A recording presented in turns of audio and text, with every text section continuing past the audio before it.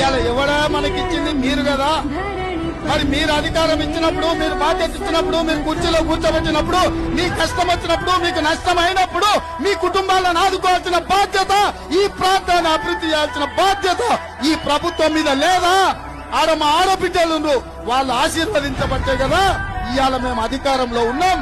ఇవాళ మా ఆడబిడ్డల కడుపులో పుట్టబోయే బిడ్డ పుట్టుడే కష్టంగా ఉన్నది. పుట్టబోయే బిడ్డ కాలు వంకర నడుము వంకర ఉంటే ఆ తల్లి దుఃఖం ఆ దుర్మార్గులకు తెలుసా అని నేను అడుగుతున్నాను.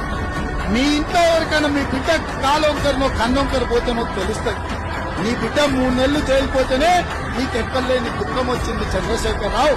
మా పుట్టే బిడ్డలు శాశ్వతంగా జైల్లో ఉన్నట్టే కాలు వంకర కన్నొంకర నడుము వంకర ఉంటే కూలి పనులు చేసుకోవడానికి పోతే బిడ్డను కాలు తాడు కట్టి మంచానికి కట్టి మా తల్లులు బిడ్డను జైల్లో పెట్టిపోయినట్టు పోతుంటే వాళ్ళ దుఃఖం నీకు పట్టదా చంద్రశేఖరరావు అని నేను అడుగుతున్నా.